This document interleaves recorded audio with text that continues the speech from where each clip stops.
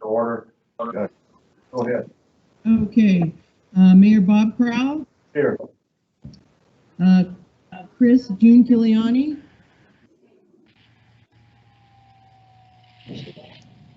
Professor Ann Traum. Laura Fitzsimmons. Here. Rob Tellis. Here. Hey, Rob. Julie Kavanaugh. Hi, good morning. Joni Eastley. Yes, I'm here. Lorinda Wichman. Dave Mendiola. Present. Jeff Wells. Hi, guys. Hi, Jeff. And Drew Christensen. Here. Hey, Drew. Hi, guys. Kate Thomas. Good morning, I'm present. Good morning. Morning. And Justice William Maupin.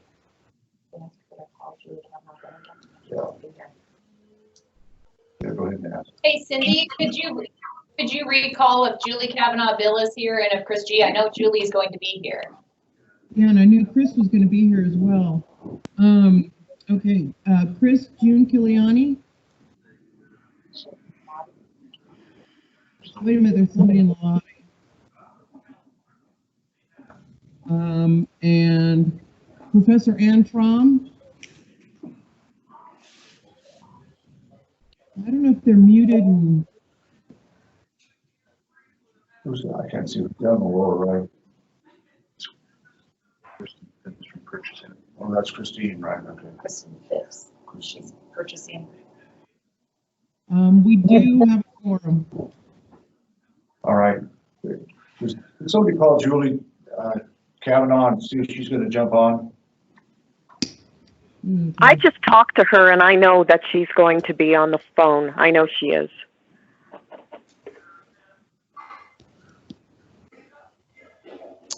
And Bob, did she call you?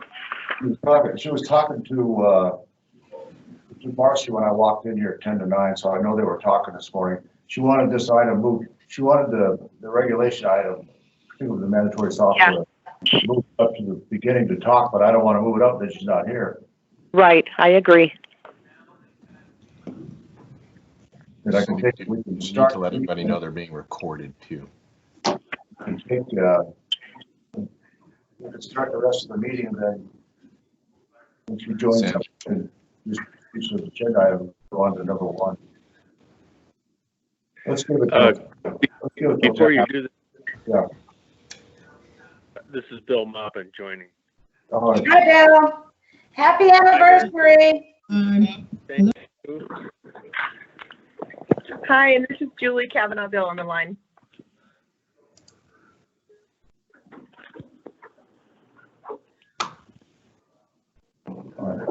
All right. We are now, the meeting of the Nevada State Board of Indigent Defense Service has been called to order. We had a roll call. We do have a quorum. Let's take up the item. It's not on the agenda, but I want everybody to know. Everybody okay with the agenda with the exception of Julie, who wants to move up for official discussion, the issue of the regulations.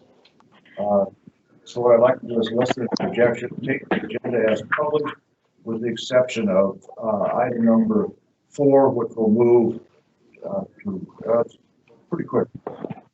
Christine, how long are you going to take? Christine Phipps. How long am I going to take? Yeah. For She's what? still available for questions if Okay. the board has questions about All right. entering into a contract. All right. Let's hang on with this, Christine. Okay. Will you let them know they're being recorded? I have to tell everybody we're all being recorded this morning, so let's see.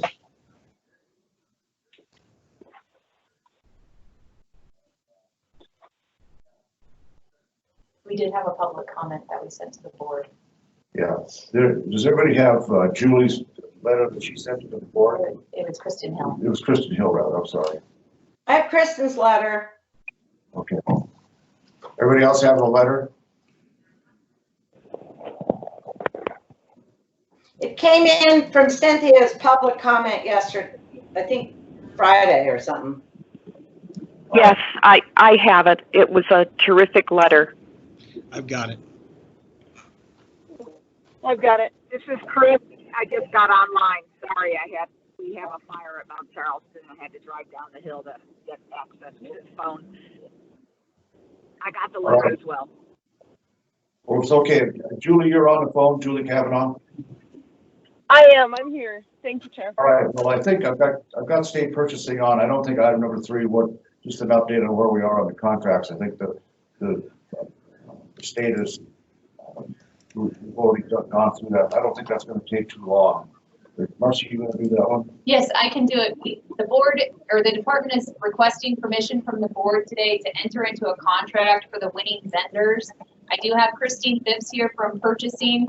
My understanding is for us to make the Board of Examiners agenda in August, we need to enter into a contract by July 7th. The contracts are ready to go. We are requesting that the chairman of the board, as well as I, be allowed to enter into a contract with the winning vendor for the data analyst as well as the weighted caseload study. My understanding is that we will not necessarily, I've learned this from the governor's, and it doesn't look like we'll be able to extend the money past the end of fiscal year June 30th, 2021. We do have an opportunity where we could build an enhancement to our budget. Building an enhancement to our budget would cause us not to enter into a contract until the enhancement was approved. The enhancement would not be approved until sometime in June of 2021. So if the legislature chose not to approve our enhancement, we would have foregone spending the money. So that's why we're asking permission to enter into the contract today. Christine Phipps is here to answer any questions. There are options if we are able to get that money extended, which she could explain where we could possibly solicit additional work. But I do have her available for questions from the board if they would like to ask anything. Right. Well, before we get down to that, I got to take a public comment. So I've got, let's go back to item number 2. Julie, I promise you we'll move fast as we can. We'll get Christine moved. Okay. And just so you know, Chair, I do have a court hearing I have to go to, so I'm going to have to get off the line in about 20 minutes. Okay, well, we're going to get done with this one pretty quick. All right, public comments. Are there any additional public comment other than what we've received electronically? All right, so we'll let public comment go. We'll take up public comment again at the end of the meeting. Let's now finish up item number 3. This is the request to contract. We need authority to enter into a contract with a bid for data analyst and for a caseload study. Anything else, Marcy? No. All right. Anybody have any questions on where we are? This is Chris. I don't have a question. I do think that time is of the essence, and I think I'm comfortable based on our last board meeting where we had the conversation that we could augment or try to add more language to the contract, but we missed the opportunity this year. It's a whole nother year, and we won't have the caseload study even started. So depending on how the conversation goes, I'm happy to make a motion when it's appropriate. All right. Anybody else want to discuss these? All right, Chris, motion's in order. I'll second it, Laura. Okay, thank you. We have a motion I would second. make a motion to direct the chair and Marcy to enter into a contract with the winning bidder and then proceed with further negotiations on what other areas could be used to make sure that we reflect a system of collection of data that works for the state. I'll second that, Laura. And for the record, that includes both the caseload study and the data analyst? Yes, I'm sorry. Yes, thank you, Mr. Chair. It doesn't include both. All right, motion, seconder agrees to that, so I understand. Yes. On the motion, all in favor, signify by discussion. Aye. Aye. Aye. Aye. Aye. Okay, opposed, nay, carried. All right, so Marcy, you got you. Christine, do we need to do anything more? Christine, Nope, That's all I need at this time. You're welcome to stick around and watch sausage being made if you'd like. Okay, maybe I will for a few minutes. All right, let's take up now item number 4. This is proposed regulation requiring the use of state provided data collection and case management. The request here is to send the proposed regulation to LCB. Marcy, do you want to take this one over and explain where we are? I believe Jared would like to present Jared? on this. All right. And just for clarification, I think the original intent here was to decide on which kind of language to send to the Legislative Council Bureau, and then once that's decided upon, then vote to send it to LCB. But I think on a more fundamental note, we've got some questions as to whether or not this should go forward today. I will note it was the sole attachment. We provided 2 versions of the language. One is, per the discussion with the board, I guess, language of requirement. That would just be a blanket requirement to utilize the data collection and case management system provided by the department at state expense. There are a couple of other regulations that it would impact that we would have to tweak a little bit to make all the language work together. We provided a paragraph, that kind of explains the reasoning behind that particular language. The second option would be an option with a financial incentive, but it is an option. The financial incentive that, if the counties do decide to use it, it is a data collection case management system at state expense. If not, that cost is borne by the county.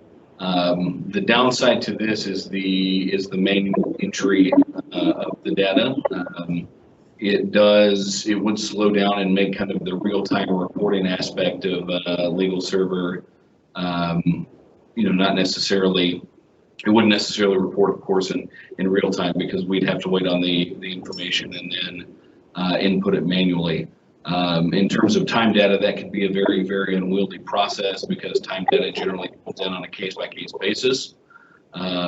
So that there is a significant concern about the option language and manual entry on the part of the department.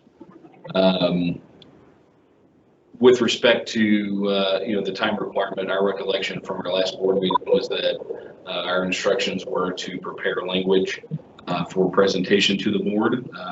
Whether that's considered at this meeting or the next meeting, I think is ripe for more discussion. But with that, I'll field any questions specifically about the language or how we should proceed accordingly.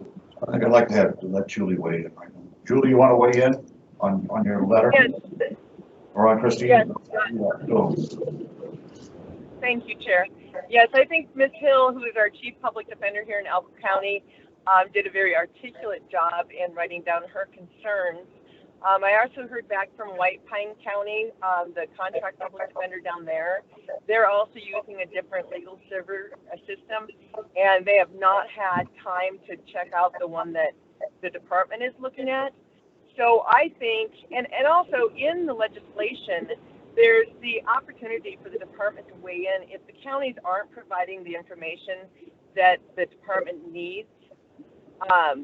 We can put in a rehabilitation plan and work with the county to make sure they're doing it right. But I feel like going with option 1 would be the wrong move at this point. Mandating the counties to do something that, as the staff just stated, I mean, it's very unwieldy entering all this in. We would be imposing that on the counties and imposing systems that may not work, as Ms. Hill points out, with what they're doing now. And like here in Elko County, I mean, they're coordinated with the DA's office, with the courts. So we need to make sure these are going to be something that the counties can actually use and aren't just an imposed mandate. So I think option 2 is written very well. I like the fact that there's a financial incentive for the counties. And so as they're looking at new systems, they can look at this and look at the fact state would be helping with some of the costs. So it may encourage them to use the system, but I do not think option 1 at this point is the right move for it. So I would say we should go with option 2. Julie, is that a motion? If it's the point in time when we can do a motion, yes, I would do a motion to approve option 2. All right, well, let's do this. Let's, just to keep things orderly, people gotta move on. Julie, the chair will take a motion to adopt option number 2, and then we'll discuss it. Yes, I'll second Julie's motion. I agree with everything she said. All right. This there's a is motion. Ann. Hi, I don't know if you can hear me. Yeah, I can. Oh, I'm just having a lot of trouble hearing. Could you just restate option 1 and option 2 so that I know what, so I'm tracking what you're talking about? Here, absolutely, and I'll screen share it as well, so that way. Oh, okay, that's same fine. page. Hold on. Yeah. All right, for the record, we're under discussion on option, on both the providers of indigent defense, on both the workload study and the, what, not sure, study on the data analyst. We need both of those, yeah. So we're on it, we're on item number 2, the whole thing. So I will select all of the actual language of option 1, which is the language of requirement. You know, and just for assistance with folks on the phone, it reads, in counties whose population is less than 100,000, providers of indigent defense services shall use the data collection and case management system provided by the department at state expense. Not to provide short shrift to the remaining there, but moving on with the actual language. Again, this is option 2. This is what we've termed option with financial incentive. It reads as follows: the department will provide at state expense a data collection and case management system to providers of indigent defense services in counties whose population is less than 100,000. Those counties may elect to require providers of indigent defense services to use the data case management system provided by the department. If a county elects not to require providers of indigent defense services to use the data collection and case management system provided by the department, the cost of data collection and case management system used by providers of indigent defense services will be a county expense and not included in determining a county's maximum contribution for indigent defense services. So the incentive there obviously is if the county elects to use it, it is a state expense. If the county elects not to use it, it is squarely a county expense. But but just as a comment, it does seem like one possibility is that a county could both opt out and defund.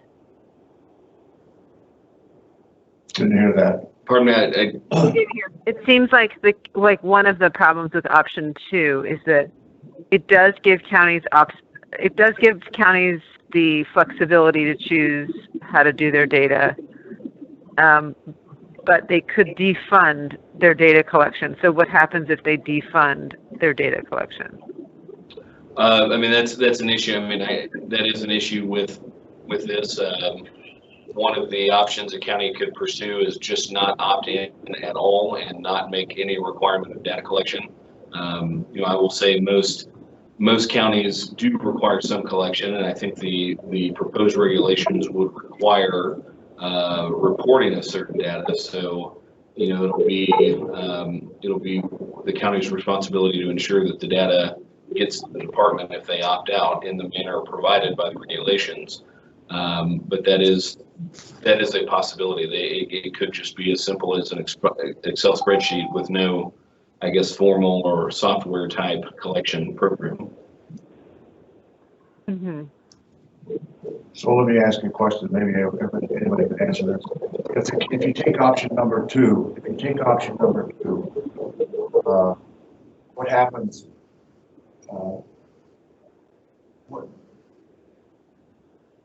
Well, let's see. Hang on a minute. We lost you, Mayor. Yeah, just a second. I'm just thinking here. Okay. What happens if the county doesn't accept that? What happens if there's a question with respect to compatibility? They're required. The county will be required to make this at least includes the information. It's all garbled. Yeah, Mr. Chair, Dave Mendiola, can I make a recommendation? Either Cindy would just mute everybody or everybody mute, because we get a lot of feedback and the audio gets I degraded. agree. So- I agree with that. Thank you. To the life of living in the electronic world. All right, we on. All right, further discussion.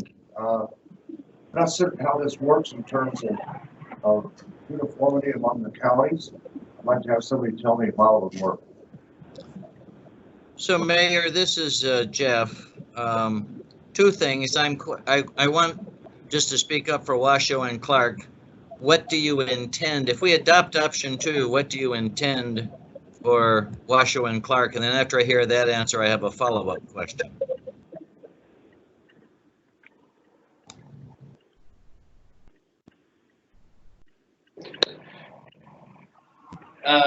At this point, I think they choose. I mean, Washoe and Clark has historically always had a electronic case management system capable of producing the type of data that the department seeks. So, I think at this point, the choice would remain with Washoe and Clark as to what they decide to do, provided it's in a format. I guess the other component with option 2 that I think was stated in just kind of discussion or comment paragraph is that in conjunction with option 2, we'd also have to, design some type of, I guess at very least, an Excel spreadsheet that, shows the manner, the data, in addition to the regulation, the data the department's after and the manner in which it should be reported if a county opts out.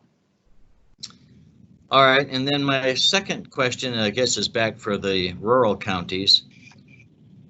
When you say that the state will provide at its expense the case management system for them, are you including in that their integration back with their DA's office and their courts?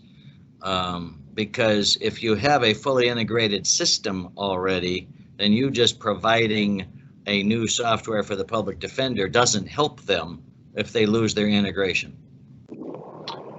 That's correct. There is no integration provided in this. The cost that the state would be covering under the department's regulation would just be for the provision, training, and essentially, like, maintenance is probably the wrong term, but the maintenance of the system. And Jeff, this is Marcy. So in understanding Legal Server, it is not like Justware, which will no longer be supported at the end of summer 2021. Legal Server does not have a system for district attorneys and for courts where they can all be tied together. It is a system for public defenders for timekeeping. It's a case management system. So there's two questions. Will there be integration with the court and with the district attorney's office? The answer is no, but there's the opportunity for data to be provided electronically. You can email police reports, certain things can be saved with the files if they're emailed to the correct address. So you can still have that sort of integration with the district attorney. It just wouldn't be necessarily tied up in the same way. The migration of data, that's a problem as well. We cannot afford to migrate data from every county into the new system. When we reached out to the public defenders in the rurals, there are possibly 10 to 12 different systems that the attorneys are using. There's Clio, there's, Justware, Amicus, there's a whole slew of different systems that people are using. So we aren't going to be able to pay for the migration either. That can be done manually by individuals to put in the new cases, and as they go along, they can put the data in there themselves, but we just weren't able to afford to do that for all of the roles. This is Chris. Follow-up discussion. Go, Chris. Thanks. Okay, so I think in this world, let's come back to what we are trying to accomplish.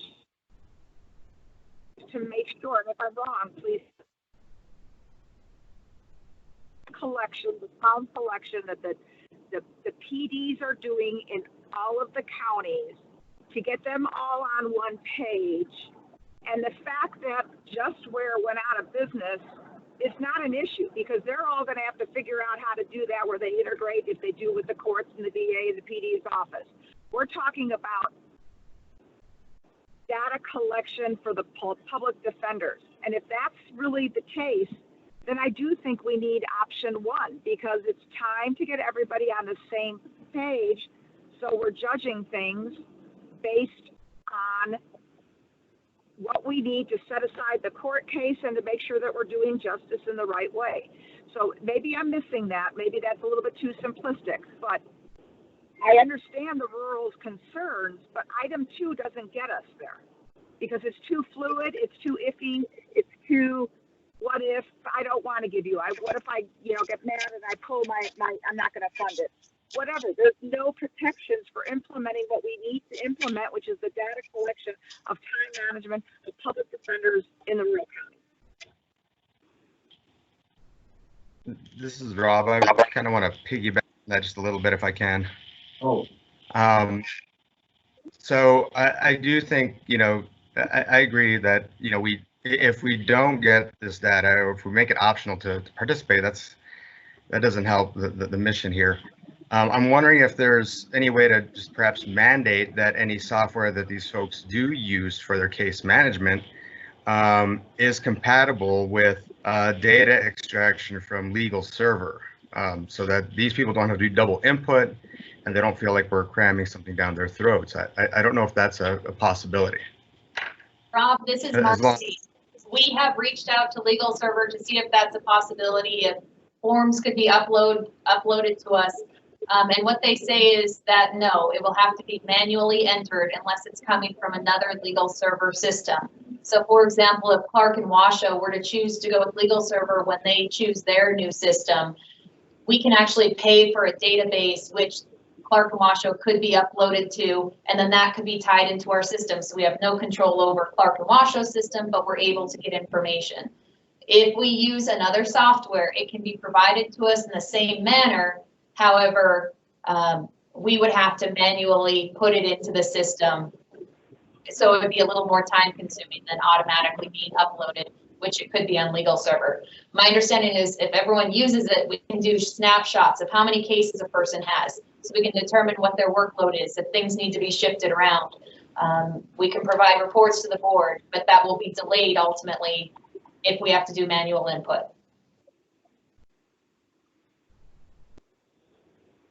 All right. Further discussion. Anybody want to weigh in? Julie, are you still on, Julie? Julie Kavanaugh. Mr. Chair, Dave Mendiola. I understand the issue, and if we go with option 1, in a perfect world, that's the best way to go. I would agree with that. However, the reality is that somebody's going to have to input some data manually one way or the other.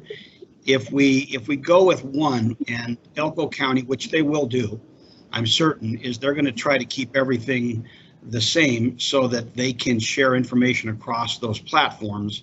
Then it's going to be up to Elko County to manually update some information back to Marcy and the group. So that's why I personally like option 2. These counties, Humboldt County's looking at a similar situation. We've got Justware. We are looking with the new system that we'll have to move to try to bring them all together here. Our basic goal is we'll go with whatever the state wants us to go with, unless again it makes complete sense to stick with whatever new company they go with. But the bottom line is somebody's going to manually input something, and whether you put that onus on the county or you put it on the DIDS group, that's the decision here. Okay. Anybody else on discussion? Yes. This is Rob again. Oh, sorry, go ahead. This is Chris. Could you do a combination? I think part 1 is the requirement. And I know people hate mandates, but that's the way it goes. But could you take a portion of 2 with the financial incentive so that it's not an unfunded mandate? Chris, at this point, the department is providing this system to the attorneys, and the county is free of charge. So that was covered by money that we received. All right, so that's covered. Okay. I just think for the purposes of the caseload study, we should be all consistent. Otherwise, we're going to get into continued bifurcation of justice systems, and that's going to be a debate not in a section section, but in the regular debate. This is Rob again. Again, the whole idea of forcing folks to do things. I think right now we're in a situation where we've got to provide an answer for this lawsuit, and I think that this, option one is it. I don't know that we can get around that, but if we're providing something like legal server to folks, is that the best option for most folks? Would it fit most counties' needs? Is there anything really that any other county would, need that isn't provided by legal server? Could we potentially just have them use legal server as their case management software so there isn't any double input as they go along? We have not heard specifically of counties' needs other than they would like to have the data migrated, which we don't have sufficient funds for. They would like to have integration with the court, but we do have that in the fact that discovery can be emailed and it'd be placed into the system. So we do have some of these things. We were talking to another benefit is legal server provides contact with clients through text messaging for reminders that could possibly reduce failure to appears in the future and give another opportunity to reach your client. There are concerns that are addressed or highlighted in Kristen Hill's letter that this will be a cloud-based system where some counties are concerned that they may have slow internet and they may not have the software system at all points when they need that. So that's a possible concern as well that we're looking into to getting an answer from IT from. But the storage and everything is provided by legal server and paid for by our department, so that shouldn't be a concern, the cost of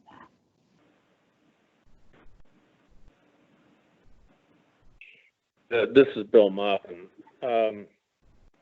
This is the dynamic that everybody is discussing, and the dynamic of this meeting is not new. This is when the administrative office of the courts and its and funding for it from the legislature and the and unfunded mandates to the local court systems are enacted all the time. Every time the Supreme Court of Nevada enacts a new rule of civil procedures, that creates an unfunded mandate, particularly if you build in discovery commissioners and stuff like that. The fact of the matter is, at some point, all of these individual interests are going to have to be reconciled, and all you're doing with option two, in terms of my experience with this as a former Chief Justice and dealing with these local versus state issues, you're just kicking the can down the road. These different systems around the states have all been over the years individually supported by grants from the AOC to a degree.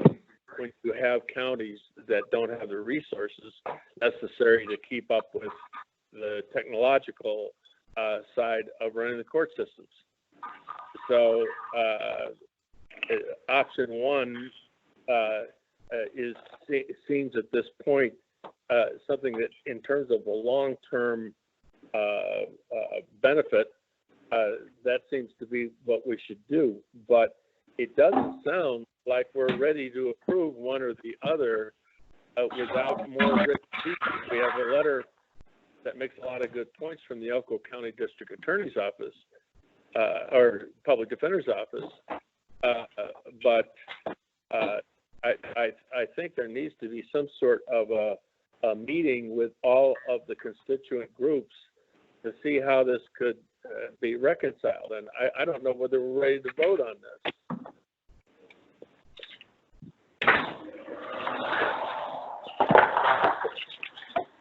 Julie Kavanaugh Bill, Mr. Chair. Can you hear me?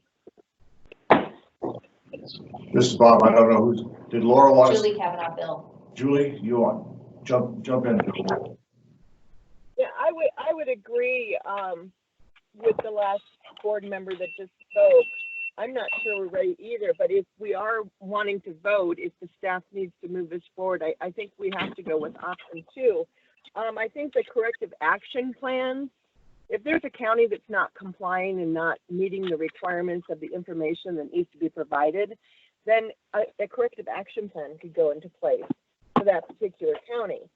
And then in terms of the having to put the information in, I think if we have that concern at the department level, then we need to look at our budgetary issues, and maybe we need to have a staff person that is responsible for that data entry instead of putting that on the counties. But I would be fine tabling it as well. I know at the last meeting this was raised, and I had asked that I have time to talk to the different counties to see what the concerns were. When we got the email last week, I thought it was just going to be about approving the vendor. So I was a little surprised when I saw this on the agenda. So either way, I would have my motion stand for option 2, or we table it so that we can have the type of meeting that the Honorable Mr. Malcolm just mentioned. Say that again. He had you muted. Further discussion, please. I mean, it seems to me like there's no problem. I don't think there's a problem delaying it until another meeting in July. We're going to have a meeting. But on the other hand, it occurs to me that option 2, I thought that the law required us to kind of get uniformity among all the counties about data collection. Option 2 doesn't do that. So, we could re-drill this thing until the next meeting, but I'd encourage everybody, including Elko County, that, if you don't want to use the statewide system, which I think the law requires, then come up with an idea of how you expect Elko County to participate in the system if they're not going to do the data collection piece of it. So I'd like to know that, but you can wait until we go through the other discussion points. Ms. Simmons, Laura, do you want us to talk?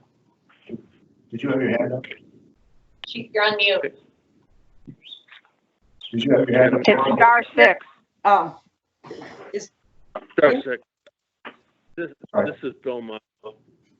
Every year, the state Supreme Court provides a written report to the legislature on the state of the judiciary, and it has all sorts of statistics from all the counties and all this kind of stuff. And I guarantee you that if you give latitude to data inputting, no matter, and you can put all sorts of protocols in place, you're going to get different qualitative data, which then gives you different quantitative data from every different county in the state. And that's a problem that we had every single year in gathering this information about how many cases were prosecuted, et cetera, et cetera. Okay, well, it doesn't sound like we're at a point where we're going to reach some form of consensus on this matter. What's the next meeting in July going to be? It's going to be July 22nd. The only difference that we wanted to point out is if we can get this to LCB by June 30th, then once we receive it back and have a workshop, it could possibly be a permanent regulation. If we send it after June 30th, if we send it after June 30th, anything we receive back, we would have to have a workshop and it'd be a temporary regulation, and then we'd have to redo it to make it a permanent regulation later on. Next year, yeah. Marcy, can we send both of them and then subject them to a workshop? Can we send both to LCB and say A or B? Because right now I'm going to be supporting, for various reasons, option 2. But I do have another question. I understand like what Julie's saying and the PD and Elko are saying, but it seems to me the private lawyers who contract for rural indigent defense, do we have a different method to say, okay, as part of that contract, and I know, you've got to be on our system. Would that be kind of like splitting the baby so that the people who, are getting money and want this work, as part of their contracts, they've got to input, either use the system or do the data input so that doesn't burden your staff. Would that be helpful at all? We haven't created the model contract yet because we're waiting for the regulations, but that is something that could be added in if the board would like that language in there. That's another option as well. And I don't know if Sophia Long is there to be able to answer Laura's question as to whether we can send in both. Yes, this is Sophia Long. You can't do both because LCB will kick it back and tell you that they can't make that decision for you, that it's a board decision. Correct. Good idea, but yeah, they won't accept it that way. This is Chris. I think let's put it off to the, well, I'm fine with option one because this is not a traditional unfunded mandate from the legislature. There's funding for the program if people choose to play by the right rules. If you choose to wait, there's no way to say that next session they could undo it and say you're doing it and we're not paying you anything. So you got to look at the risks that are there if they don't think it's being carried out the way that they intended. That's So covers everything. It pays for it. But yeah, is it a requirement? Yes, it is. And sometimes you have to require some things, but it's not a traditional, in my opinion, unfunded mandate where the legislature just said, too bad, you're going to do this. They put funding to go with a program that we believe will coordinate the state. That is a point this is Bill Moppin. That's a point I wasn't considering when I made my comment, the last comment. If you're going to have to do a budget redo for the next legislature, then you need to vote on one of them today. And even though I think option one is the best way to go, the problem is under the current environment, option two may be better than nothing. And it avoids, and voting on something today will avoid having to start all over again in the next budget cycle. Or is the fiscal year August? This is Jeff. I actually think we should take at least a quick roll call and have everybody say option one or two. I kind of agree. I'd like to help Marcy get something put in, and obviously you cannot send both. But I'm going to pick option two whenever you get to me. But I'm just curious how big the divide is on the group, or whether we really do need to push this off to another day. Isn't that like polling the board? Is that legal? Well, except we're doing it in a public meeting, so it is legal. Well, this is Julie Kavanaugh Bill. There is a motion on the floor for option Yeah, two. there is a motion and a second. Okay.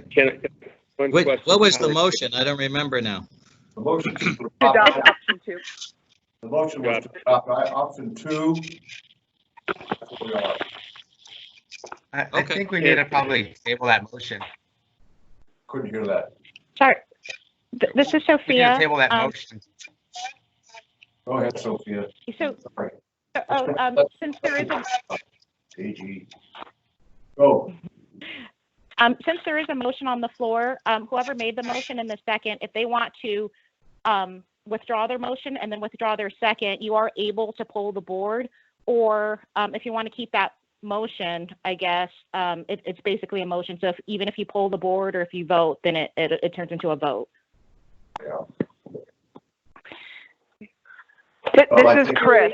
If you do the motion, stick with it. I'm option one, but if you go with option two, there's no language in that regulation with regard to defunding, where we're all back to a whole nother issue that comes into play. So that language needs to be clarified. Chris, this is Bob. Say that again, please. Julia brought up that what happened, or somebody had asked, what happens if a county just says, forget it, we're not going to fund it, we'll defund it.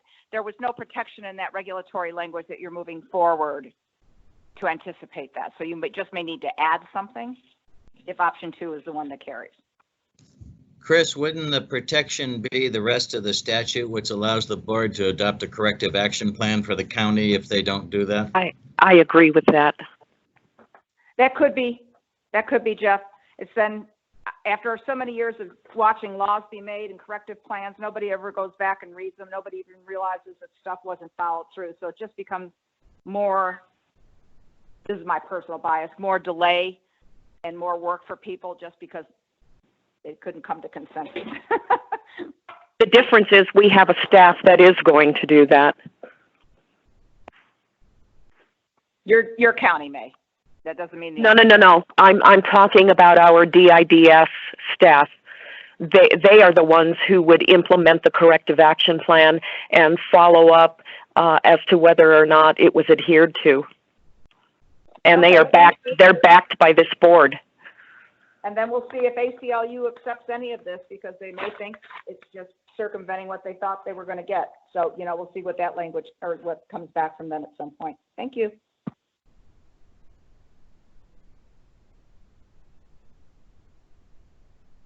Sorry. Here's a thought, folks. We could put this off till July 22nd, if the makers of the motion and the second want to do that. But I would, if we're going to do that, I would say that part of that motion would say the Elko County, come up with a motion that come up with a regulation that you believe works for Elko County and the state, and we'll take that one up for discussion along with the other one at the July 22nd meeting. So Elko County, you get a chance to write the regulations for the state, the whole state, and that's just not Elko County. How it's going to work, how Elko County is going to fold into the data collection, as opposed to the other side just saying, hey, we can't make this work, yada yada. Come up with a way to make it work under the auspices of the existing law, AB 81, and then we'll discuss that one and discuss option 2 again on the 22nd. And we'll all have a chance other than chance. And that means that we're going to probably be in the business of adopting a temporary regulation, because that's what the rule says, the legislation said, not ours, but that's what it says. So there's, somehow we got to get over this hurdle about people not wanting to join the system. I get it, but if they don't want to join the system, come up with an answer. That's my 2 cents. And I don't mean to be hard about it, but I think otherwise we're just going to be drilling around saying, hey, how are we going to fix this? Mr. Chair, this is Drew Christensen. Yeah. Just a quick comment. I like Laura's comment about, it appears to me that the controversy on option 2 is because of those counties that already have an institutional office. I know here in Clark County with Just We're Leaving, how controversial it is on which software we're going to choose. But those counties that don't have an institutional office, I would agree with Laura that since they don't have any conflict now with what system they're using, because they don't have a system, they would want to use the legal server, and we could require that as part of their contract with whatever private attorneys they have, either those attorneys input the data for the benefit of Marcy's group, or they send the data in a format that Marcy likes and her staff can input it. But we're really, the discussion between option 1 and option 2 is for those jurisdictions, Washoe, Clark, Elko, and then I'm not sure what other counties have institutional defenders, but if they have an institutional defender, they probably already have some kind of case management system. For those counties that don't have institutional defenders, they may have a case management system from the court, but our goal is to track the defense information, and I think it's going to be up to those individual lawyers in those counties that have the contract to either input the information in the legal server, because we'll provide it to them for free, or they keep the data in a format that Marcy likes so that Marcy's group can put it in there. So I agree with you. If Elko, had some concerns about having to switch their Just Word legal server, Clark is going to have those kind of same concerns. But I think that's a smaller portion of the county statewide, where a majority of the counties don't have any case management system, at least that focuses on the defense aspect. Because the court's case management system tracks everything. Our goal is to track the caseload and the time that these defenders in these various counties are working on their cases. And so I think in those counties, why would the county want to adopt as part of a contract legal service? They're getting it for free, right? And it's only being inputted in the information. It's only coming from those attorneys that have the contract. So I would support the option 2 because of the caveat of the institutional concerns I know that the counties create with the software they currently have. But many of these counties don't have software that strictly is focused on the defense work. All right. This is Rob. Just one more comment. I do think option 2 is going to be a compliance nightmare. It's to try to, I guess, hold counties accountable when those folks providing indigent services decide not to utilize the system. I think it's going to be tough. I do think a lot of work is going to be spent trying to just deal with the situation. So I think option 2 is a little too ambiguous, and it might cause a lot more headaches for everyone involved. Mayor, this is Jeff, and trying to help Laura have her short meeting that we're an hour into. I wonder if we could call the question. Yeah, I'm going to call a question. Absent anybody wanting to withdraw the motion and delay it till July 22nd, the next meeting, we can do that. But so that's 2 separate motions. We'll take up the motion that we're on right now, which is to adopt option 2 as is, or not, or option 1. So on the motion is to adopt option 2. On the motion, further discussion? Hearing none, all in favor?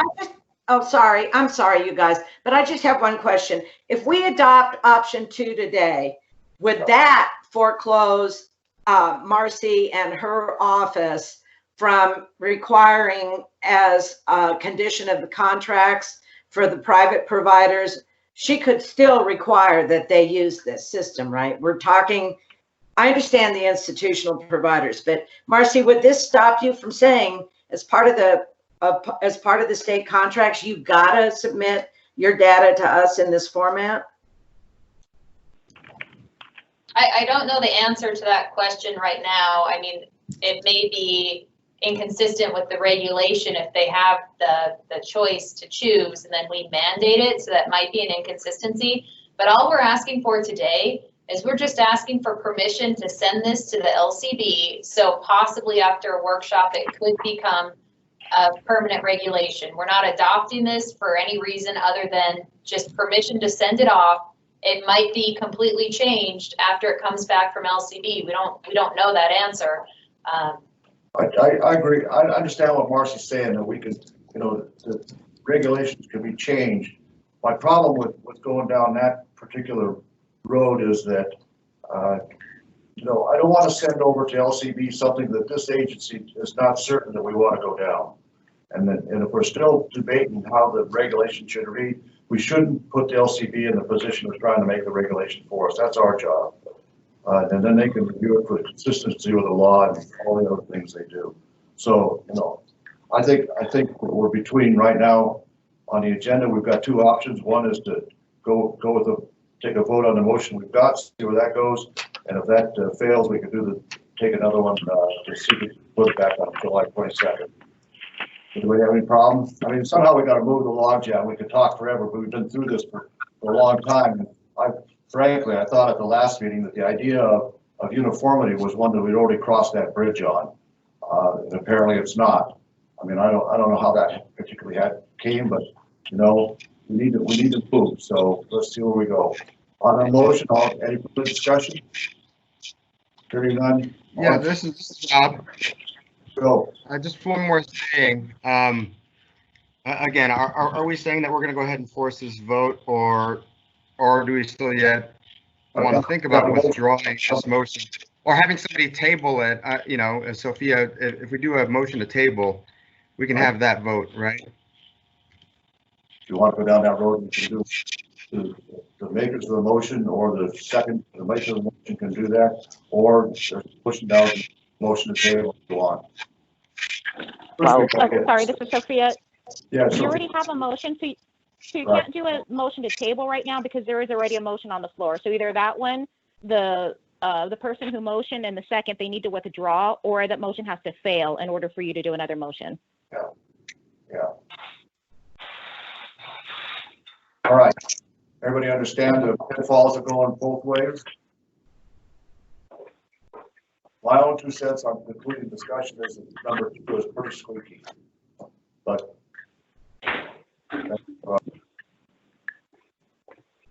Can I just, because I think one of the things that I'm very, I don't know, my prime directive here is realizing what Marcy and her coworkers are up against from all directions, not just this issue.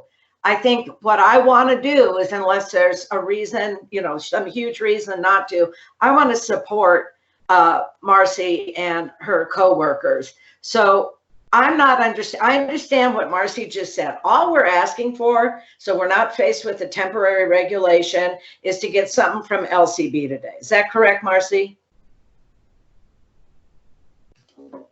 I think you're muted. If we send it to LCB before June 30th, and then we have our workshop, it's possible it could be a permanent regulation. If we address this at the next board meeting, we would send it to LCB, and then it would be a temporary regulation, is my understanding. Right, I understand that. I'm asking you for what you think.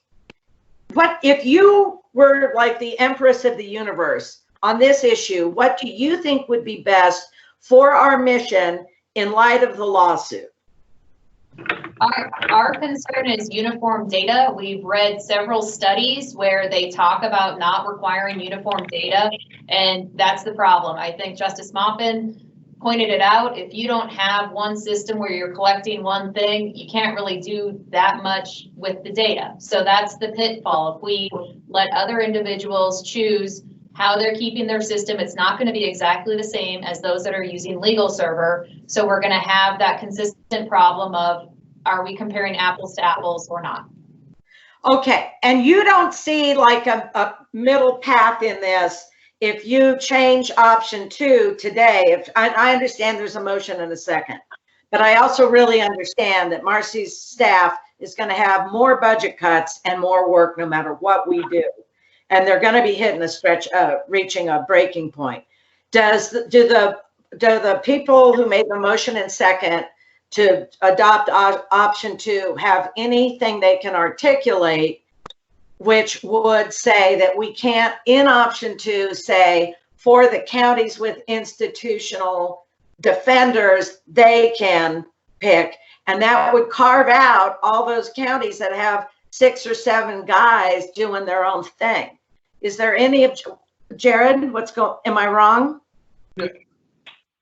No, I was thinking that I was trying to have a discussion with Marcy and mute at the same time. I think my thought on it is if option 2 is the way, I agree with everything that Marcy said. I think from a purely data-driven stance, option 1 is the way to go to ensure uniformity. Make sure when we're looking at Elko County versus Nye County, we're talking about apples and apples and not apples and tangerines. However, what you're proposing, given the sophistication of the systems that Washoe, Clark, Elko, Humboldt will most likely end up with, that is probably the better path if we can require the contract defenders to use the system provided by the department, and then just specify the format from the institutional offices. So do the people who made the motion and the second, do you guys object to that if we add that in? I don't have a problem with that. She might have gone to court. I think Julie went to court. Yeah, she had to go to court at 10 o'clock. And this is Joni Eastley. I seconded her motion, and I have no problem with that. This is Ann Thomas. Can you hear me? Yes. Yes. Sorry, this You is can hear. Sophia. Oh, okay. so it's my understanding that the person who made the motion left. Correct. Is that correct? Yes, that's Okay. correct. Okay, so I think the only option you have now is your motion's on the table as it is. This is Rob. I have a question. This is Ann Trom. Can I make a comment? Yeah. Go, Ann. Sorry, thank you. I think I just called back in because I think I couldn't be heard for like an hour. Anyway, so I have a question about the lawsuit, and I have a question about the timing of compliance with legal server, if that's the system that's being used, which is, do either the lawsuit or regulations that we've already proposed require uniformity of data? Answer that one first. The answer, Jared? I think the answer is yes. That's part of NRS 180 that we have to collect uniform data, but the way that we collect it wasn't set forth. And the settlement hasn't been finalized yet, but I believe we agreed to start collecting data. And Jared's pulling it up. Okay. And I guess, so to me, it seems like option 1 creates that uniformity of data. Option 2 is going to create a possible problem in it either creates a data problem or it creates a huge workload problem. But it also, even if you do the work, you might not be able to recreate the data if it wasn't tracked in whatever server, whatever system that public defender office was using.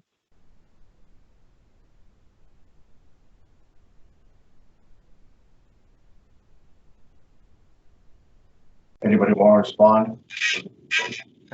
Hello, this is Rob. I think we might have to. Go ahead, Rob. I'm sorry. Just as a housekeeping matter, I think we need to vote the motion down, and unless we had a continued discussion within the motion, because it sounds like we're not, we have no option at this point of amending it. But there we go. Jeff, And I was going to say essentially the same thing. To amend now while it's on there, it may fail. Why don't we just do it to, like Rob said, why don't we just vote down the current motion, then Laura can make her motion to go with option 2 with the amendment that the providers and the non-institutional counties will get on this system. Then we have sort of a mandate for part of 1. We have the balance of making it discretionary for the institutional counties, and let's move forward with that. All right. Further discussion on the motion, folks? Anybody? Okay, on the motion, all in favor, signify by saying. You have to say your name so we get it for the record. On the motion, all in favor, signify by saying yes. Yes or aye. Motion, everybody. Gonna be first to go. No, Chris. No. No. No, Rob. No, Ann. Eastley votes no. No, No, Jeff. Drew. All No, right. Drew. Chair votes no. All right, motion fails. Take up a secondary motion now. We can do that. Did you want me to read the law that we have to do? Yeah. Just for an update pursuant to NRS 180.320 subsection 2D3, it says that the board must establish standards to ensure that attorneys who provide indigent defense services track and report information in a uniform manner. Yeah. Well, I'm worried about too. This is Chris, not to beat a dead horse. So by splitting the baby, so to speak, with the potential next motion, are we still not really in compliance? And I'm trying to figure out why the larger counties can't figure out how to, because this is only a capturing for the PD's office. It's not affecting the DAs and the courts. And I'm just trying to wrap my head around why we just wouldn't require the uniformity, which is what the statute required in the first place, that gets us the data to know what's going on out there. And Chris, this is Drew. I agree with everything you said, but I think some of the larger counties that have the case management system, there's also a discussion taking place in Clark right now about trying to join the courts and the DA to make our processing smoother. I don't think that doesn't mean we still can't provide the data to Marcy's group in the format the legal server wants. But I know, for example, if Clark County were to take legal server, and we have a upcoming meeting to discuss that, they don't have a product that migrates in our current information, and they don't have a product that would merge with the DA and the courts. And the so court. Which that's what's always makes going to be good tough. sense. Yeah, if you're trying to get to the model where Elko's at, I think that makes good sense internally. So if Laura makes this motion to approve 2 with the amendment to on the jurisdictional versus the non-jurisdictional or institutional, sorry, is the language still clear enough that Marcy and her staff, you'd have to submit to them and they'd have to say yes or no, that's not going to work for our collection?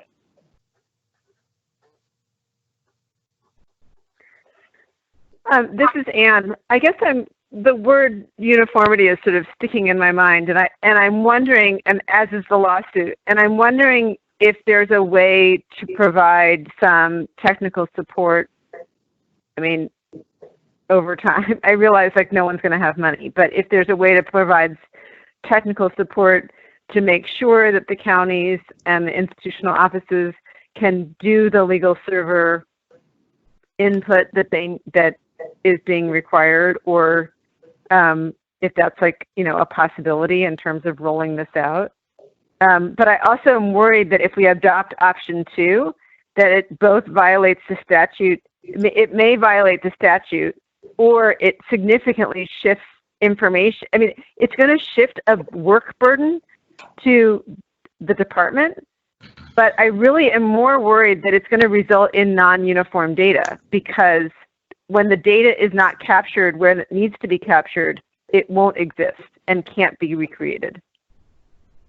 Professor Traum, training is included in the contract, so all users will be trained on the system. Okay, that's good. That last some of it is the idea that wait a minute, is the idea to capture the same data from every entity that provides indigent defense services in the state, including the big counties, the middle-sized counties, and the small population counties?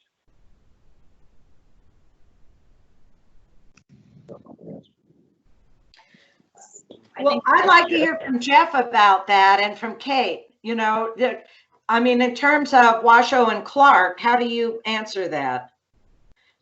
Well, the data obviously is the intent of this statute is to have a uniform set of data. I am not convinced that there is only one software program that exists that can still calculate a uniform set of data. Once we have a good caseload definition and case type definition, etc., then there's multiple software that can do it. The reason I was trying to go with sort of the modification that you had, Laura, is, well, yes, we could try to force through option 1 this thing. This seems like the wrong time to do it. With all of the budget situations out there, it seems like the wrong time to get unnecessarily confrontational with some of the counties that are out there that are worried about their own budgets. I absolutely agree. And if we go forward with option 2 with the modification that in counties that do not have an institutional public defender's office, that we would mandate that the individual providers use this particular case management tool, I think we have accomplished a huge chunk of the goal of what even the Davis lawsuit was trying to do, was addressing those counties that don't have institutional providers and have contracts. And so I think we get the best of the both worlds without actually fighting with any of our counties at this point. Okay, in that case, if I'm willing to make a motion if the chair thinks it's a good idea. Not just yet. I think. Okay. Suppose, Jeff, what we did. Go. This is Anne. Do we have, or are we going to have a regulation that specifies the data that's required? Yes, that's already pending. That's already there and pending, LCB at this point. So part of it is we could also require that there's the data as required in the regulation, and that it be, part of it is to engraft in option 2, the way it's been being proposed, just that data needs to be submitted in the way that you want it, basically, right? So that it's useful to you.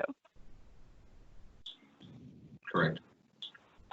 Well, just to kind of split the baby, Solomon, suppose we just did this. Suppose we just took the first sentence of option 2 and said the department will provide at state expense a statewide uniform data collection and case management system providers of indigent defense services in counties with population is less than 100,000. Just leave it at that. Marcy, what's your response to that?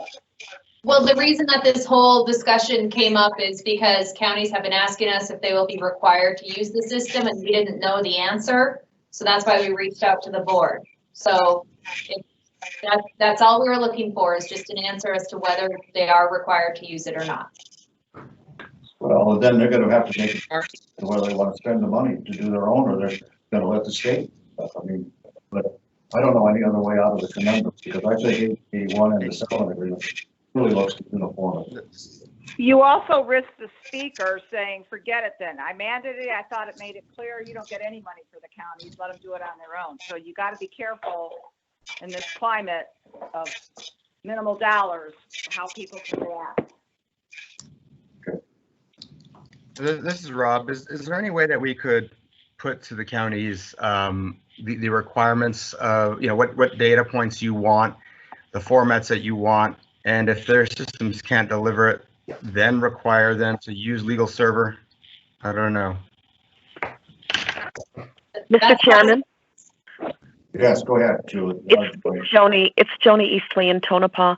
I can only speak for Nye County, and I know that Nye County is totally supportive of going with whatever the state chooses or whatever this board chooses. They have no problem with that. Their only concern is data migration, and I think that's what you're going to find from most of the counties. Moving all their case files into the new system so they have records of everything. All right. Well, the chair is at. Chair's trying to postpone until July 22nd so we can put some more thought into this, or take Laura's motion and go. But that's my 2 cents. So, Laura, you want to make a motion? We'll see where it goes. Mr. Chairman, I'm sorry. May I jump in one more time before we move on to that? There is an agenda item to cancel the July 22nd meeting. So shouldn't we get that out of the way before we decide what we're going to do with this? And we'll just say at the next regular meeting. I think, is that the issue? Yeah, it's the agenda. There's an item on the agenda to cancel the July 22nd meeting. Yeah, because we didn't anticipate this. But we have to do what we have to do, and we'll make sure everybody gets a full chance. And anyway, I think Justice Moffett. Pardon me? Justice Moffett would like to say something. Justice Moffett, Bill, go ahead. Bill? The fiscal year ends on June 30th. Now, if this is moved over, what does that do to our funding if this is moved over into the next fiscal year? This particular action, in my view, doesn't do anything to it. The question is going to be what happens next year, I think. And Justice Moppin, in the contract that we are entering into, which we've received permission from this board to enter into, it is for up to 100 users. So that's sufficient for all rural attorneys and one support staff or their support staff to use the system. So we've budgeted it in. We have until probably March or April when this system will actually be able to be used. So we could wait till we make this regulation until we have the system rolling out so that we can actually show it to individuals. By that time, we should have our regulation done as to what mandatory reporting there will be. But we were trying to act because, as it says in the ELCO letter, certain counties are looking at what to do to replace Justware. And I think that that's going to cost money to replace it, depending upon whether or not they're required to use this system or not. That's true, but they have three choices. They either use the state-provided computer mechanized, or they adapt their software so that they can put the same data in that we're trying to retrieve, or there'll be manual inputting. Am I right about that? I think so. We would be manually inputting what they report in Justware, or excuse me, in Legal Server, and then they would have to provide that to us. Right. I'm just saying that Jeff is right. You can either existing software to give you the information you need, or you can do it by manual input. Is all I'm saying. Right now, it sounds like the perfect world.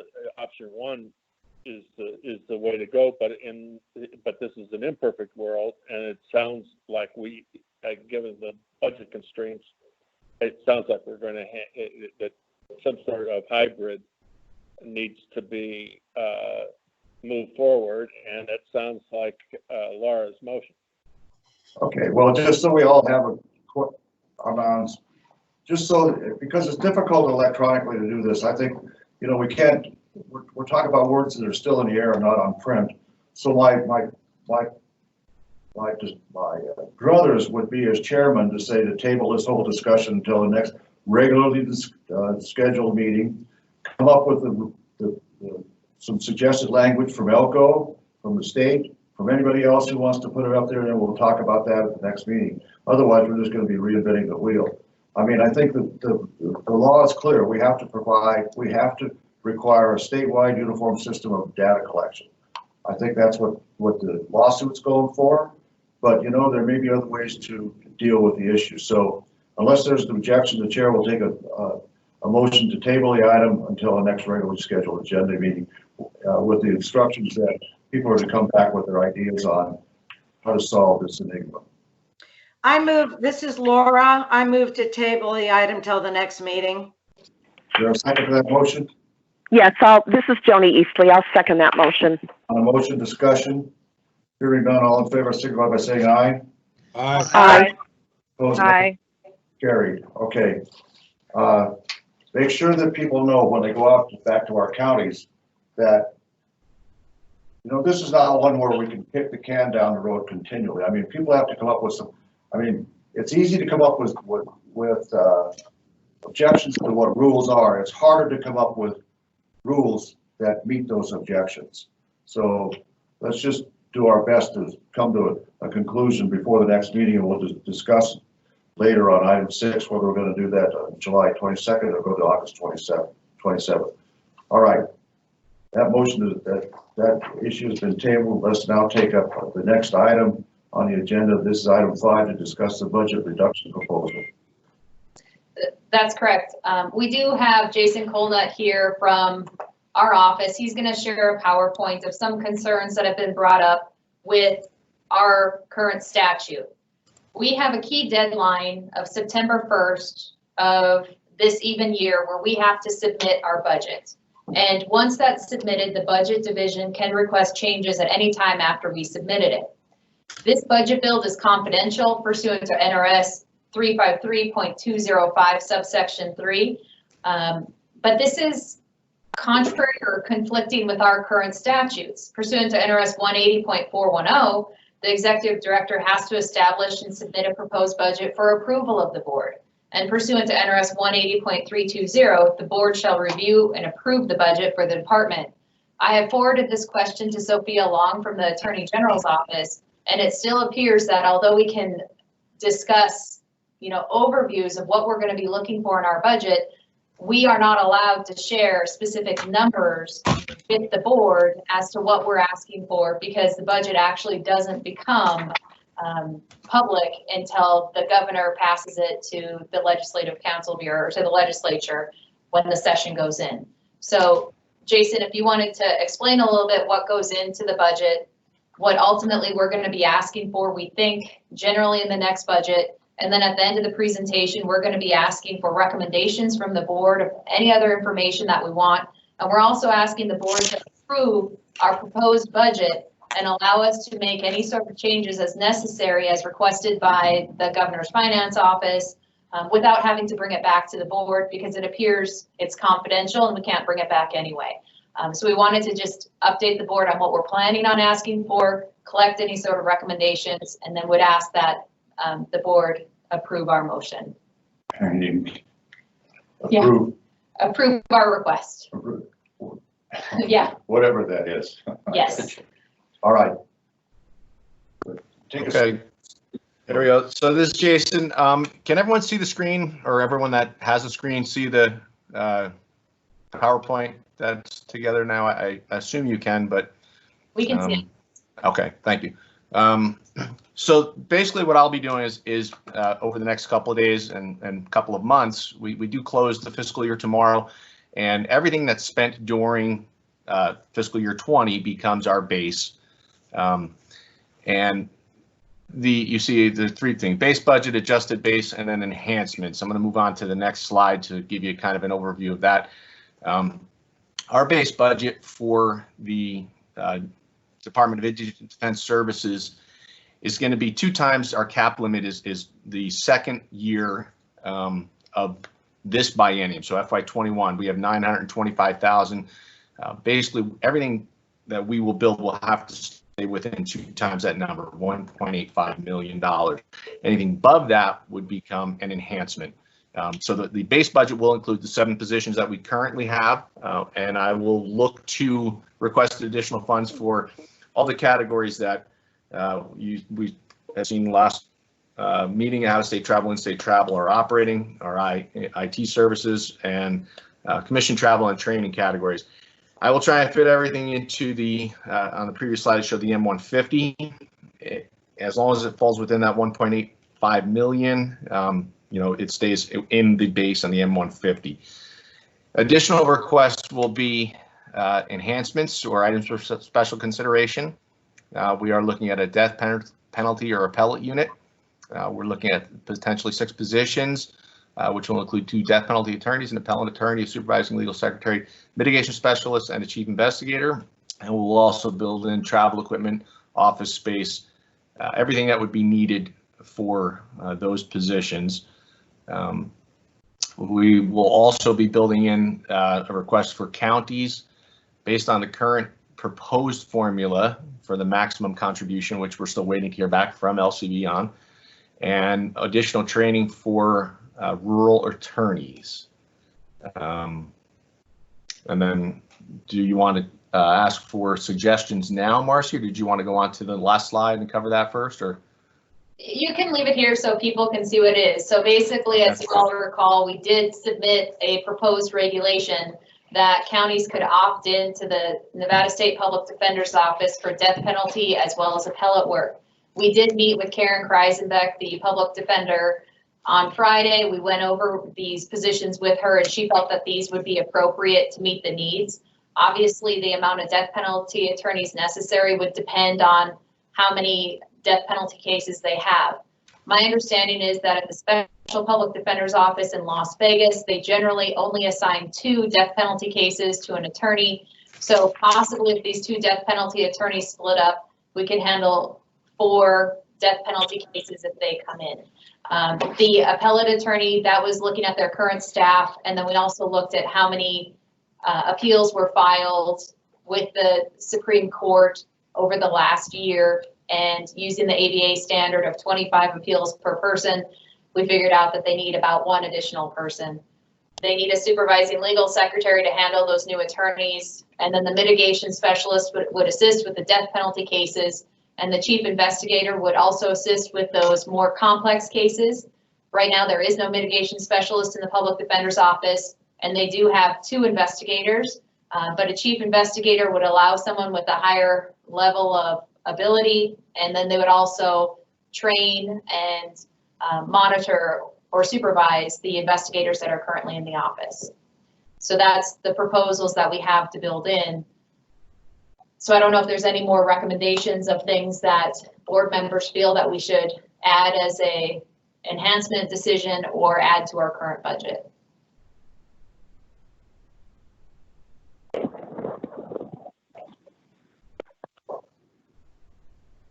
Can I ask a question?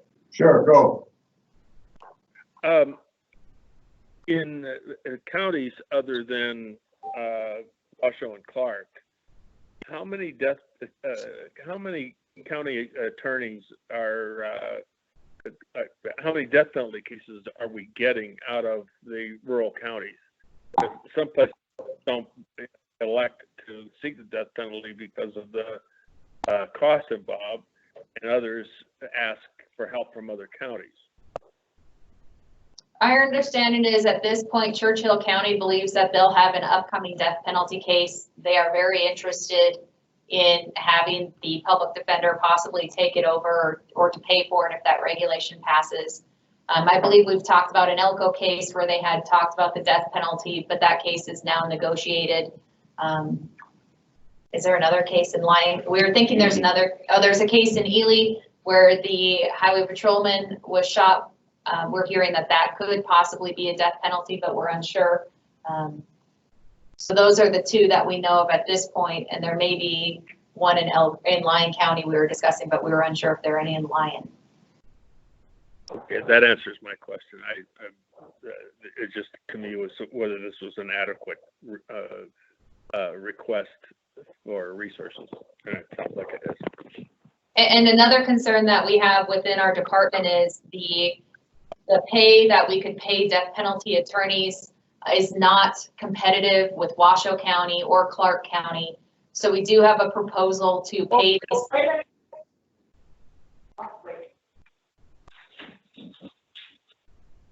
We do have a proposal to pay these death penalty attorneys, if we're allowed, a higher salary, something consistent with a chief attorney general or a solicitor general on that pay scale, because we believe that would make us more competitive to be able to pull attorneys in with this level of knowledge that is necessary to be able to be a death penalty attorney.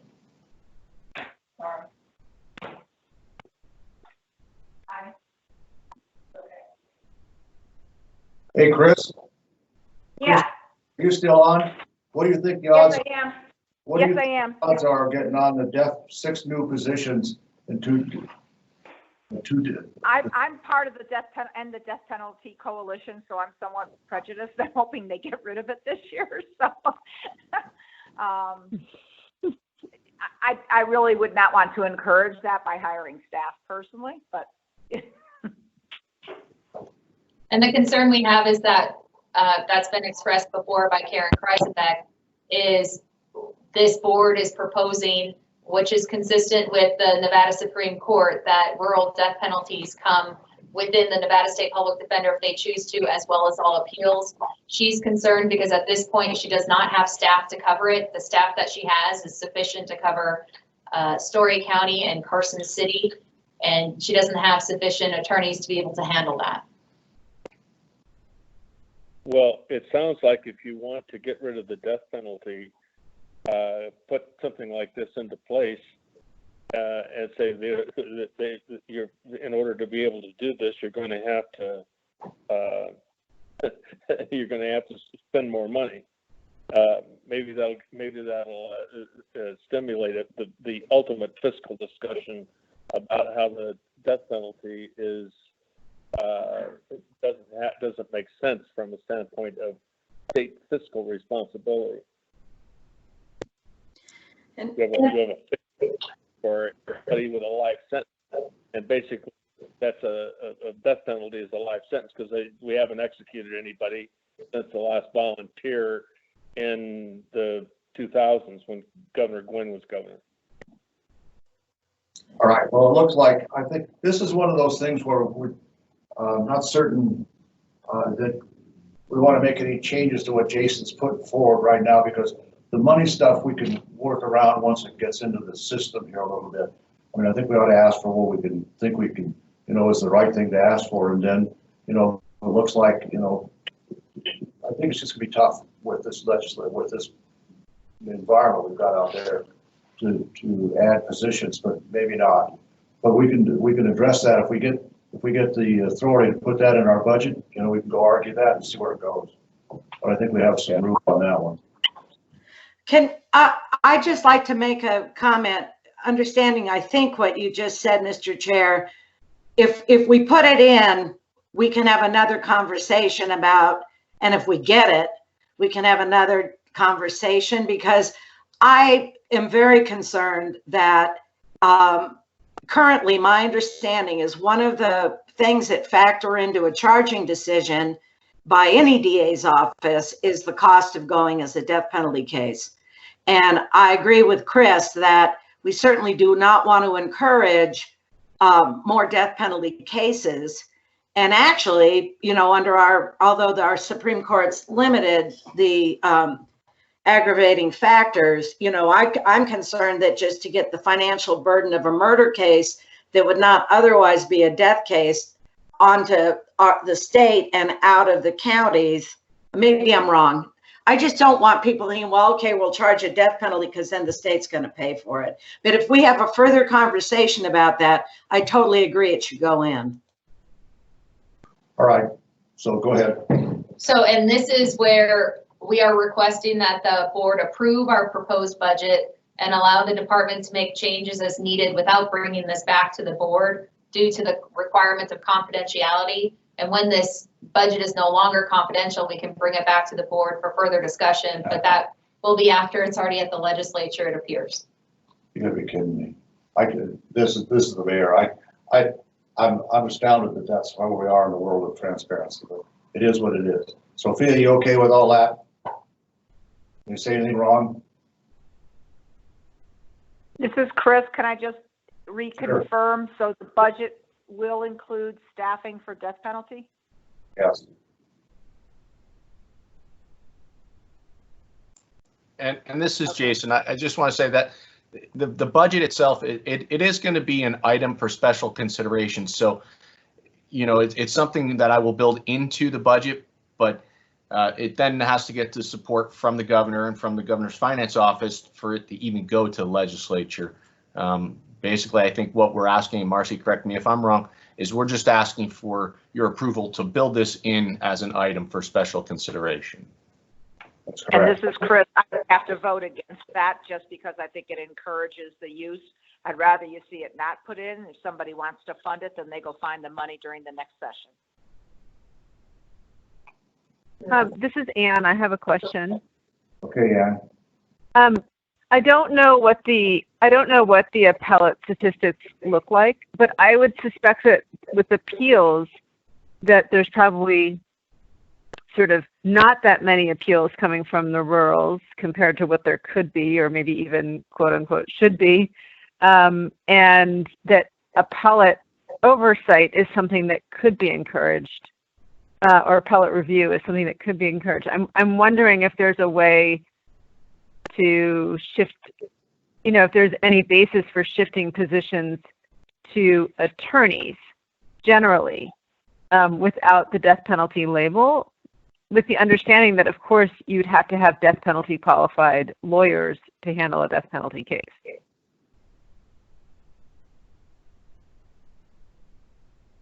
Guess I'm not understanding what that means. And this is Bob. I'm just wondering if we need to have a death penalty appellate unit, or if it's possible to ask for attorney positions for the department in order to sort of assist with the overall support of appellate review and support of defense around the state. And I don't think we would need to call death penalty attorneys. We could classify it as something else, concerns that we have are the level of skill or background that you need to be able to take these cases. I don't know if we'd be able to get them into the public defender's office because the public defender's office pays less than Clark and Washoe. So that was a concern. Unless we increase the pay scale, would we be able to get anyone in there? And we'd need those requirements as the reasoning for increasing the pay scale. Oh, I see. Well, I thought the idea here was also to release the potential financial load on the other counties who did not have the state public defender, release some of the cost in case they did get one of these, a murder case.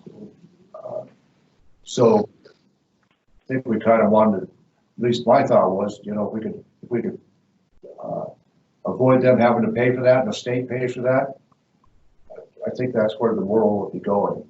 But that's my own 2 cents. Well,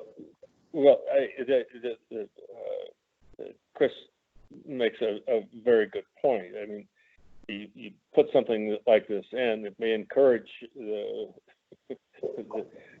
death penalty activists that are in favor of the death penalty. But you can also put it in and then try to get money in the next legislature, and when that shows up on the for consideration by the next legislature, and they don't have the money for it, at that point you start centering the overall debate about the death penalty. Now, but there's no question that you need this if you're going to have death penalty cases handled by the state public defense, because these lawyers have, are kind of hard to find as it is. So you put it in there because you need it, but you may not be able to get it because there'll be no money for it, and we'll create a whole very interesting series of debates that will be productive as a matter of public policy. Yeah. All right, Chris? I think if public policy wants to move forward, fine, let them add the money back in if that's important enough. I don't like the idea of enabling it, especially in this day and age. This is Ann. I think I guess I'm a little confused. So the chair made this point, which is one of the reasons to have additional attorneys in this office is to cover the additional counties that the public defender's office doesn't cover now. And I guess to me, it seems like you might need those highly skilled attorneys to step in and help with more complex cases or to provide support in more complex cases, regardless of whether they are death penalty cases. And in some ways, it would be unfortunate. I mean, in many ways, in all ways, it would be unfortunate if the death penalty was the trigger for getting that high-level support. So I'm wondering if there's any way to reframe it as a way of providing sort of high-level support in complex cases to the counties that's not death penalty connected. There is. As it happens, going back to the 1997 legislature, the court got a whole bunch of resources, and one of those was a funding for a death penalty division of criminal that.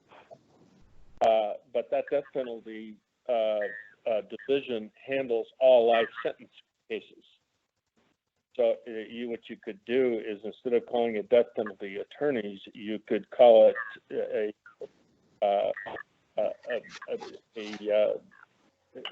could call them complex litigators dealing with life sentence cases or something like that. so that you can actually get rid of this, this toxic language. One issue we're going to have, like we said, is one proposed regulation with the LCB is that a county can opt in to have a death penalty case covered at state expense by the public defender's office. And the public defender's office does not have staff sufficient to cover that. So a concern is that if that regulation passes and counties opt in, and if we don't have these attorneys, what do we do? And another question would be, if we do a complex litigator, obviously there's a significantly more amount of life sentence cases that happen in all the counties. So 2 attorneys may be insufficient to assist with that. So how many attorneys would we build in?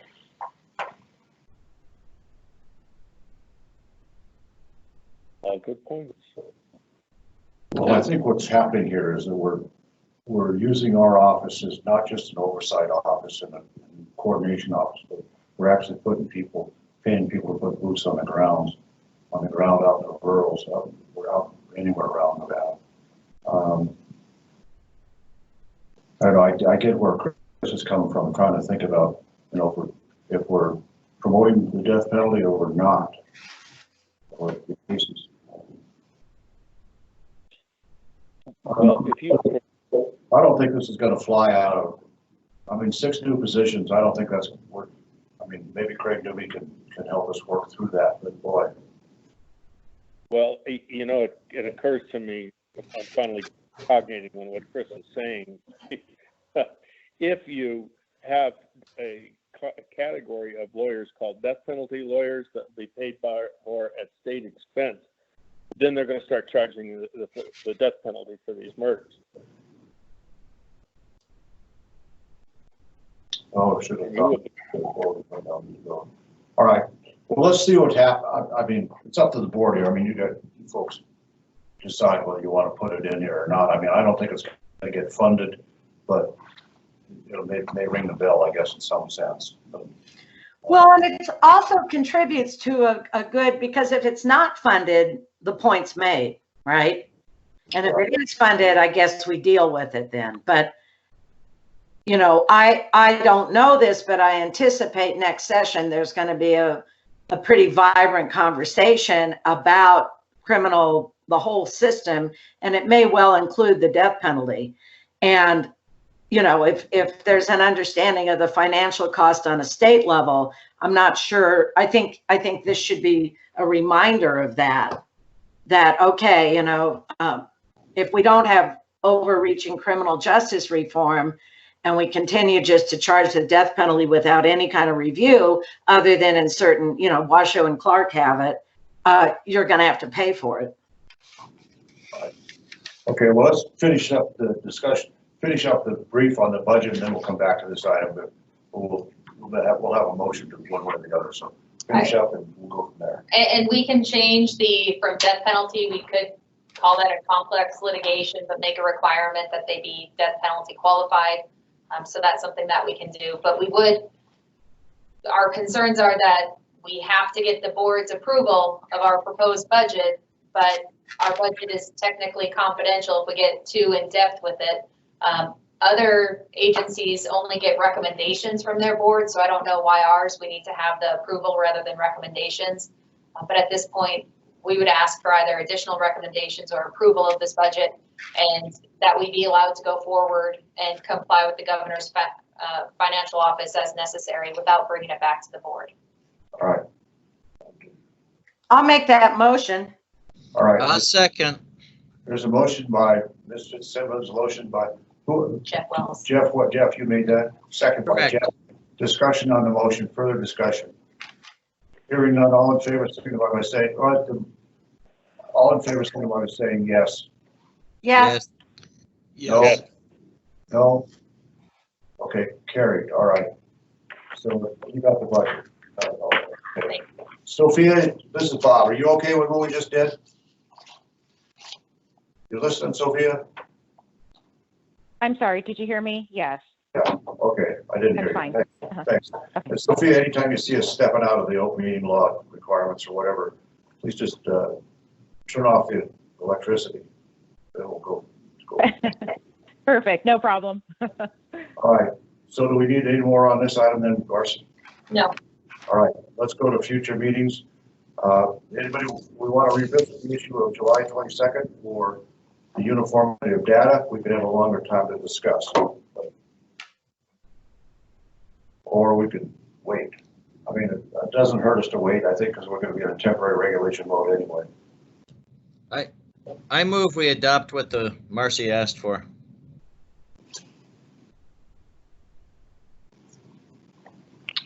Okay, what do you want?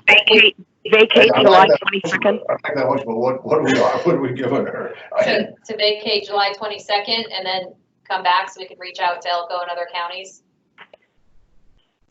Yes, I'll second that. All right. Let's do this then. Let's set the next meeting for July 22nd at 1 p.m. We'll do it virtually again.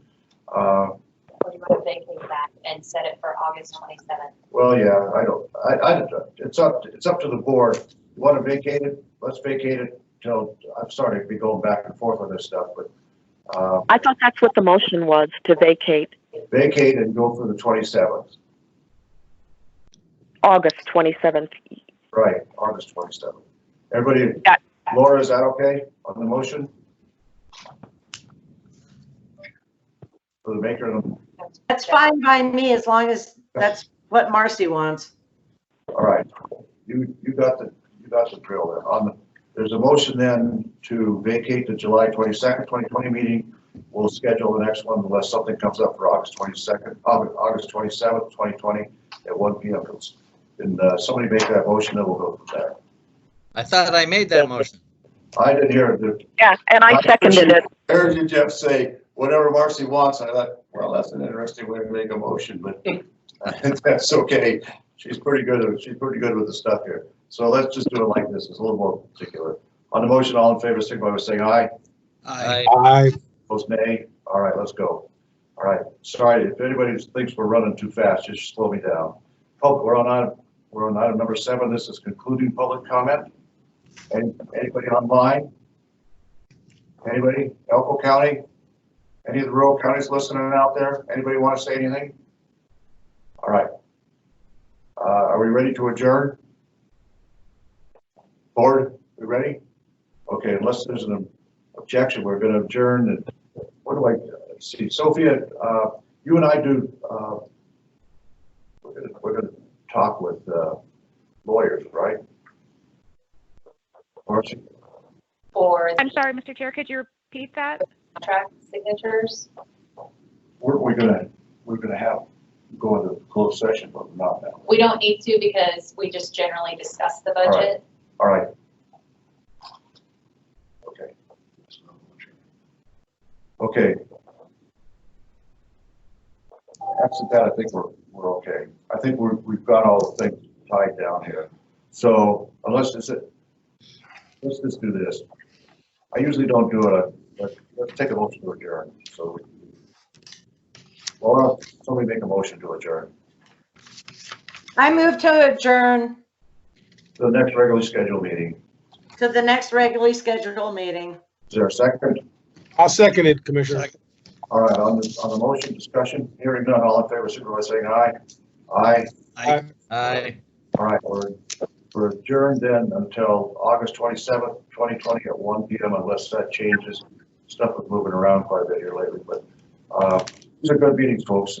You know, we kind of need to, when we're making these motions, think down the road as to, you know, if this creates any additional conflicts or questions that we have to address. I was quite frankly, I was kind of concerned that, you know, we're not going to go down that's our order. Our order anyway. So anything further to bring before us? We're adjourned. Anybody? Nope. All right. Adjourn. Turn your machines off. Okay. There you go. I don't know how you do an adjournment virtually, but I guess you can do it. I think Cindy's in charge, so you can hang out.